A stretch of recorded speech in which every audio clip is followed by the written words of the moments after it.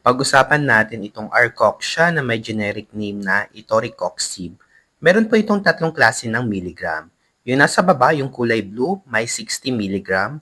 Yung upper right side naman po yung red, 120 milligram. At yung sa may left side, ito po ay 90 milligram.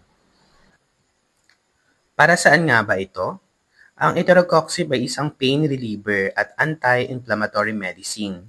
Ginagamit ito para mabawasan ang sakit, pamamaga at paninigas ng kasukasuan. Isa itong COX-2 inhibitor, meaning mas target nito ang pain at inflammation. Check natin itong 60 mg na kadalasang ginagamit para sa osteoarthritis, chronic back pain, mild to moderate pain na pananakit ng kasukasuan. Ito usually ang starting dose at pwede sa long-term use kung nireseta ng doktor.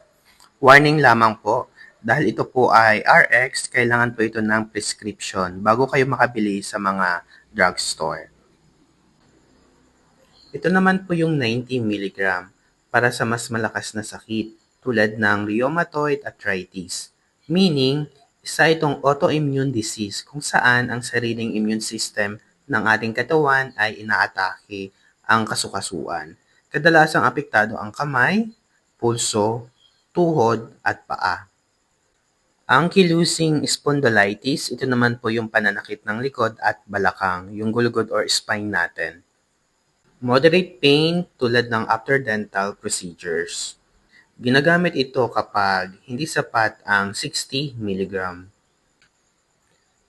Ito naman po yung 120 mg para sa matinding pananakit at short-term use lang gaya ng acute gout attack, severe na menstrual pain, biglaang matinding pain.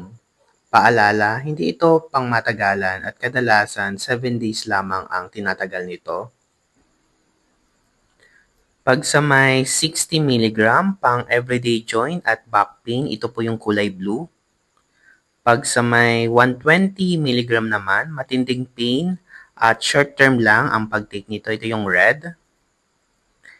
Pag sa may 90 mg naman po yung violet, mas malakas na arthritis pain. Always consult your doctor bago uminom po ng Arcoxia. Bali ito pong sample natin ay Arcoxia po yung brand. At dito na po nagtatapos ang ating short video. Kung may natutunan ka, don't forget to like, share at subscribe. Comment down below kung anong gamot ang gusto nyong i-explain sa next video natin. Maraming salamat at ingat palagi. God bless po.